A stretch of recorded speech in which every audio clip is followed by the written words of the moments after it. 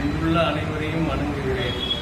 விழுப்புரம் ஸ்ரீ ராதாரூபி சமேத ஸ்ரீ கோகுலகிருஷ்ணர் ஆலயத்திலிருந்து K. Selvakumar DSP retired ஆகிய நான் இப்போது பலராமர் அவதாரத்தை பற்றி எனக்கு தெரிந்த வகையில் உள்ள சிறு விளக்கத்தை கூறுகிறேன். தயவுசெய்து கேட்க வேண்டுமாறு பணிவுடன் கேட்டுக்கொள்கிறேன்.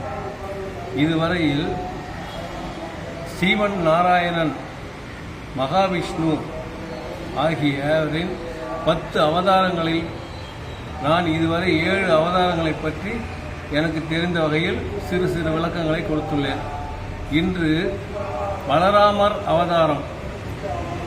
இதுவரை 2 ராமர்களை பார்த்தோம். அதில் பரசுராமர், பரசு என்றால் கோடாரி வைத்திருக்கும் ராமர். அடுத்ததாக கோதண்ட ராமர், வில் வைத்திருக்கும் அவர்தான் அதிகமாக முக்கியத்துவம் வாய்ந்த ராமர். அடுத்ததாக இன்று சொல்வது பலராமர். இவர் ஏர்கலப்பையை வைத்திருக்கிறார். இது ஏர்கலப்பையை வைத்திருப்ப பலராமர். இவர் பலராமருக்கு பலதேவர், பலபத்ரர் என்ற பெயர்களாக குறிப்பிடுகிறார்கள். இதிலே இவரை பற்றி ஒரு சொல்லும்போது பெருமாளின் அவதாரமாகவா இவரை சொல்லவில்லை. ஆதிசேஷன் பெருமாளை பார்க்கடலில் படுக்க வைத்திருக்கும், அவருக்கு மெத்தையாக இருக்கும் ஆதிசேஷன், அதாவது சிவனின் கழுத்தில் குடியிருக்கும் வாசுகி என்ற பாம்பின் தம்பியான ஆதிசேஷன் இவர் பெருமாள் படுக்கைக்காக வைத்திருக்கிறார். அவர்தான் இதை அவதாரமாக பலராமர் அவதாரமாக எடுத்திருக்கிறார் என்று சொல்கிறார்கள். அப்படி பார்க்கும்போது இது விஷ்ணு அவதாரமாக வராது. இருந்தாலும் இதில் இப்போது போய் நாம் இந்த குழப்பத்தை நாம் தீர்க்க முடியாது. எனவே பலராமர் என்பவர் எப்படி பிறந்தார் என்றால், கிருஷ்ணன் கம்சனை கொல்ல வேண்டும் என்பது அது விதி. அதாவது வசுதேவர் என்பவர் ஏற்கனவே ரோகிணி தேவி, ராமர் தான் ரேணுகா தேவி, இவர் ரோகிணி தேவி என்பவரை முதலேயே திருமணம் செய்து வைத்திருக்கிறார். அடுத்ததாக வசுதேவர் தேவகி என்பவரை அசுரர் குடும்பத்திலிருந்து தேவகி என்பவரை 2வது திருமணம் செய்து கொண்டார். அந்த அசுரர்களில் யார் என்றால் சூரசேனன் என்பவர், அவருடைய மகள் தான் தேவகி. அடுத்தது அவருடைய தம்பி, அதாவது சூரசேனன் தம்பி உக்ரசேனன், அந்த உக்ரசேனனின் மகன் தான் கம்சன். அப்போது வசுதேவருக்கும் தேவகிக்கும் திருமணம் நடத்துகிறார்கள். அப்போது ஊர்வலமாக கொண்டு செல்லும் போது கம்சன் தேரை ஓட்டுகிறார். தேரை ஓட்டும் போது ஒரு அசுரையில் பிறக்கிறது.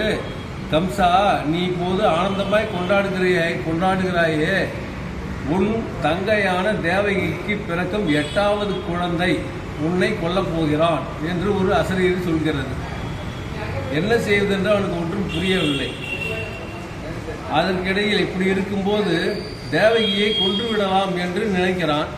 ஆனால் வசுதேவர் அவனிடம் சொல்கிறார், உனக்கு 8வது பிள்ளை தானே உன்னை 8வது குழந்தை தானே உன்னை கொல்லப் போகிறது, ஏன் குழந்தைகளை நீ கொண்டுவிடான், ஏன் உன் தங்கையை கொள்கிறாய் என்று அவர் சமாதானம் செய்து மறுபடியும் இருக்கிறார்கள். அப்போது நாரதர் என்ன செய்கிறார் என்றால், கம்சனிடம் போயிட்டு, நீ செய்த அட்டுழியம் தாங்காமல் தேவர்கள் பிரம்மாவிடம் போயிட்டு இதை தீர்ப்பதற்கு வழி சொல்லுங்கள் என்று கேட்கும்போது பிரம்மா தேவர்களுக்கு ஒரு வழி சொல்கிறார். நீங்கள் மகாவிஷ்ணு ஸ்ரீமன் நாராயணனிடம் போய் இந்த குறையை தீர்க்க சொல்லுங்கள் என்று அவர் சொல்கிறார். அப்போது இவர்கள் அவர்களிடம் ஸ்ரீமன் நாராயணனிடம் போய் சொல்லும்போது, தேவர்களாகிய நீங்கள் கோகுலம் சென்று அனைவரும் பிறந்து இருங்கள், உங்களுடைய தேவிகளும் அழைத்து சென்று அங்கே போய் பிறங்கள், நான் 8வது அவதாரமாக 8வது மகனாக பிறக்கப் போகிறேன், அவதாரம் இல்லை, 8வது மகனாக தேவகிக்கு பிறக்கப் போகிறேன், அப்போது நான் இதை செய்கிறேன், சரி செய்கிறேன் அப்படி என்று சொல்லிவிட்டார். இதை நாரதர் கம்சன் காதில் போட்டுவிட்டார். உடனே என்ன செய்வது என்று யாதவர்களை அழிக்க வேண்டும் என்ற ஒரே குறியிலேயே அவர் செயல்பட்டு கொண்டிருக்கிறார் கம்சன். அப்படி இருக்கும்போது மகாலட்சுமியை விஷ்ணு அழைக்கிறார். தேவி, நான் 8வது குழந்தையாக பிறக்க போகிறேன். எனவே இப்போது கருவாகியுள்ள ஆதிசேஷன் என்பவரின் கருவை எனது முதல் மனைவியாக ரோகிணி தேவியிடம் வயிற்றில் வைத்து விடு. அவள் இப்போது கோகுலத்தில் இருக்கிறாள். அவள் அந்த குழந்தையை பெற்றெடுப்பாள். நான் கருவாக உருவாகும் போது நந்தகோபனாக இந்திரன் தான் நந்தகோபனாக இருக்கிறார். அவருடைய மனைவி யசோதா, அவர் வயிற்றில் கருவுற்று நீ ஒரு மகளாக பிறந்துடு. நான் என்னை கொண்டு அவர்கள் ஒப்படைக்கும் போது உன்னை கொண்டு வருவார்கள். உன்னை கம்சன் துவம்சம் செய்யும் போது நீ ஈஸ்வரியாக, காளியாக, வைஷ்ணவியாக மாறுவாய். உலகத்தால் உன்னை கொண்டாடுவார்கள் என்று சொல்லிவிடுகிறார். அது அவ்வாறவே நடந்து முடிந்து விட்டது. அப்போது இந்த பலராமர் ரோகிணி தாய், அதாவது வசுதேவரின் முதல் மனைவி ரோகிணி தாயிடம் வளர்ந்து வருகிறார். அது கம்சனுக்கு தெரியாது. அப்போது கிருஷ்ணர் பிறக்கிறார். கிருஷ்ணராக பெருமாள் பிறக்கிறார். வசுதேவர் அதுவும் ஜெயிலில் பிறக்கிறார். அவர் பிறக்கும்போது அவர் வசுதேவரே, அந்த வசுதேவர் இதோ இருக்கிறார் பாருங்கள். அந்த வசுதேவரே ஒரு கூடையில் கிருஷ்ணனை வைத்து கொண்டு நந்தகோபன், இந்திரனாகிய நந்தகோபன் யசோதாவிடம் ஒப்படைக்கிறார்.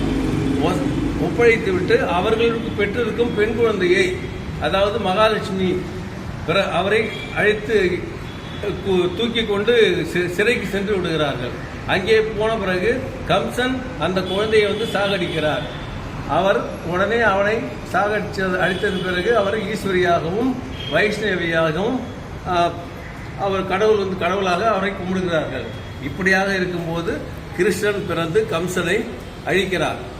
அடுத்ததாக இந்த பலராமர் என்பவர் அவருக்கு துணையாக இருக்கிறார். இவர் பலராமர் யார் என்றால் ஆதிசேஷன், அதாவது ராமாவதாரத்திலே அவருக்கு லக்குவனாக பிறக்கிறார். அவர் கூட ராமர் கூட.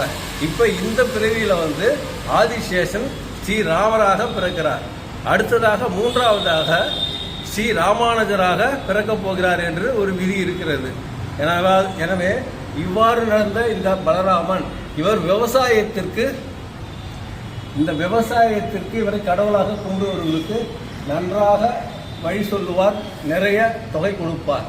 இந்த பலராமர் அதாவது கிருஷ்ணனுக்கு பலம் கொடுக்கும் ராமர், அதுதான் பலராமர். எனவே இந்த பலராமன் கிருஷ்ணனுடன் இருந்து கர்கர் இவருக்கு குரு. இந்த பலராமர் துரியோதனனுக்கும் பீமனுக்கும் குரு. அந்த கதாயுதத்தை வில்வித்தை கற்றுத்தந்தவர் இவர்தான். அப்படியெல்லாம் இருந்தவர் மகாவிஷ்ணுவான கிருஷ்ணருக்கு இவர் உதவி செய்வதற்காக கோகுலத்திலே இருக்கிறார் என்பதாக நான் சுமாராக தெரிந்து கொண்டேன். இது சுமார் தான், இருந்தாலும் இதிலும் ஏதாவது பிழைகள் இருந்தாலும் இருக்கலாம். தயவு செய்து மன்னித்து விடுமுறை கேட்டுக்கொள்கிறேன்.